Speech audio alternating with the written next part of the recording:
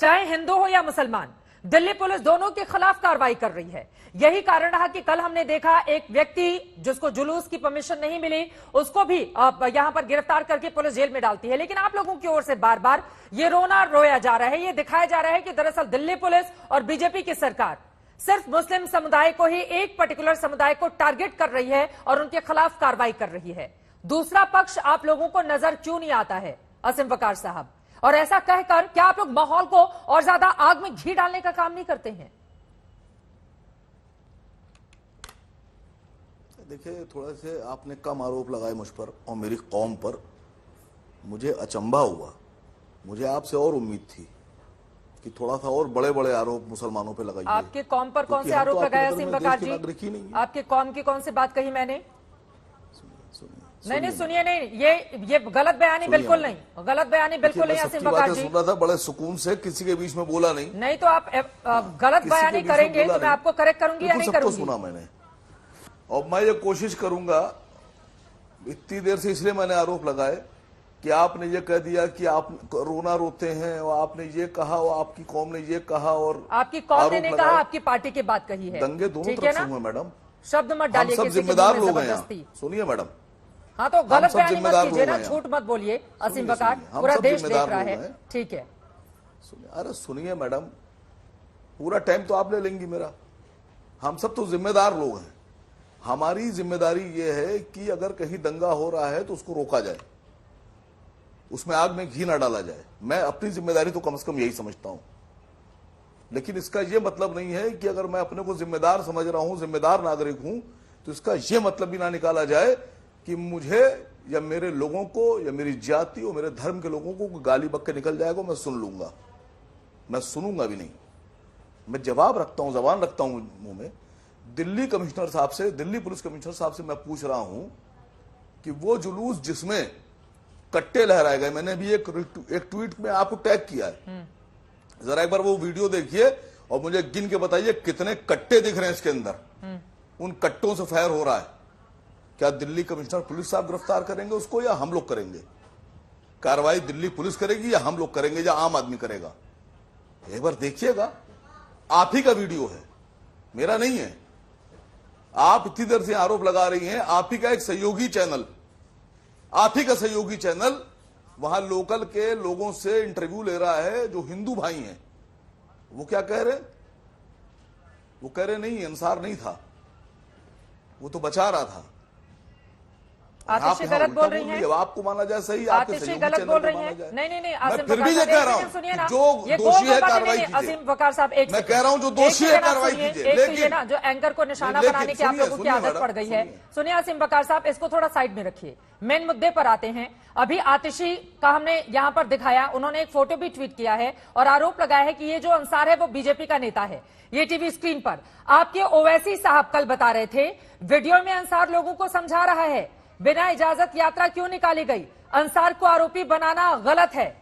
अब ओवैसी जी ठीक बोल रहे हैं या आतिशी ठीक बोल रही हैं? बताइए, ये बीजेपी का नेता है या फिर नहीं है, या एक ऐसा व्यक्ति है जिसको निशाना बनाया गया है? देखिए, ये बात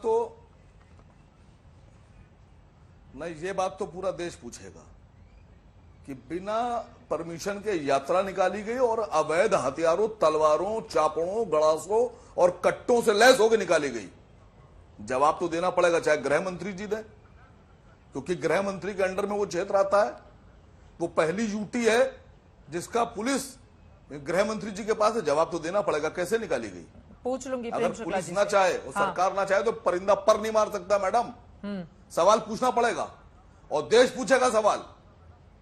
सिर्फ वो लोग सवाल नहीं पूछेंगे जो सरकार के साथ खड़े हैं।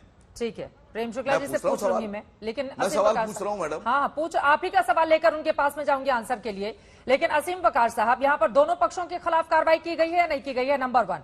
दूसरा सवाल यह है, पत्थर कहां से आ जाते हैं इतनी बड़ी तादाद में? शोभा यात्रा को लेकर परमिशन नहीं ली गई तो उसके खिलाफ कार्रवाई होनी चाहिए, जो लोग भी जिम्मेदार हैं। लेकिन शोभा यात्रा अगर गुजर रही है, ऊपर से इतने सारे पत्थर कहां से आ गए उनके ऊपर बरसाने के लिए? इसका कौन जवाब देगा? मैडम, पत्थर जांच कीजिए। सवाल सबसे बड़ा यह है कि वो कट्टे किसने सप्लाई किए? वो कट्टे का सप्लायर कौन है? फैक्ट्री कौन है?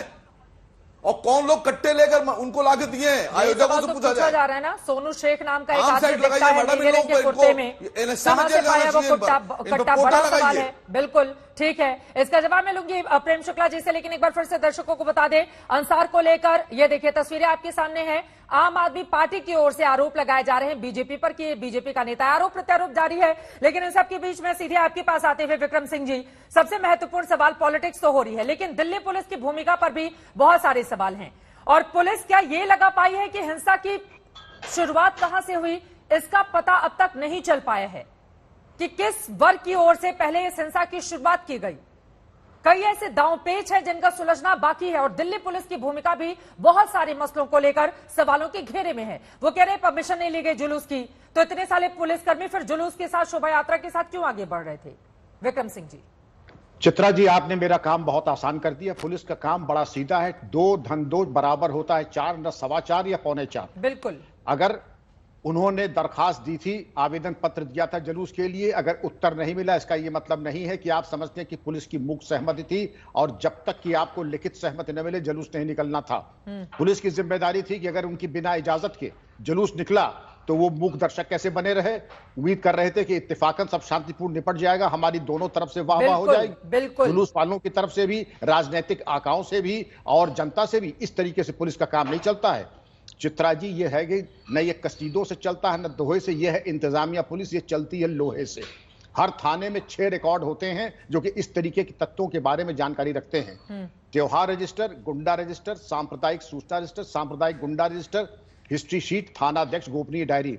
हर त्योहार के पहले इसको खंगाला जाता है और विगत 10 साल 20 साल में जितने भी ऐसे उभरते हुए कलाकार थे जिन्होंने कभी दंगा किया था, सोचा भी था, उनको नेस्तनाबूद और मिट्टी में मिला दिया जाता है। थर्रा जाते हैं लोग वर्दी देख करके। यह है पुलिस की परिकल्पना, आधा राक्षस आधा इंसान, शैतानों और बदमाशों के लिए। यहां तो सेवा समितियां चल रही हैं, यहां तो अनुरोध और निवेदन हो रहा है। अनुरोध निवेदन हमारे राजनीतिक मित्र करें, बहुत अच्छा उनको शोभा देता है। पुलिस कर्मी की भाषा और शैली टंकार के साथ और हंटर की चोट की तरह होनी चाहिए। न उनको लोकप्रियता लूटना है, न उनको वोट बटोरना है। वो अपना काम कानून के हिसाब से करें और वो करें जिससे कि अगर किसी ने सोचा भी, कल्पना भी की, कहां तो चूक हो गई? यहां पर कहां चूक हो गई? यहां चूक ये हो गई, चूक नंबर 1, एक बिना स्वीकृत के एक जुलूस निकला। नंबर 2 चित्रा जी, एक होता है प्री एम्प्टिव और प्रिवेंटिव अरेस्ट। एक भी प्रिवेंटिव अरेस्ट नहीं, एक भी नाजायज शस्त्र बरामद नहीं, एक भी निरोधात्मक कार्रवाई यानी प्रिवेंटिव एक्शन जिसको पाबंद कहते हैं, 107, 116, 103, 10-10 लाख के मुचलके पे शरारती तत्वों को पाबंद कर दिया जाता है।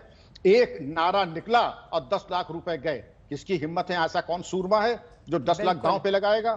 चित्रा जी, ये पुलिस का काम लोकप्रियता लूटने वाला नहीं है। लोकप्रियता लूटना, इस्तीफा दीजिए, जाइए इलेक्शन लड़िए, असीम वकार साहब टिकट दे देंगे या प्रेम शुक्ला दे देंगे या शर्मा जी दे देंगे या शाह जी टिकट दे देंगे।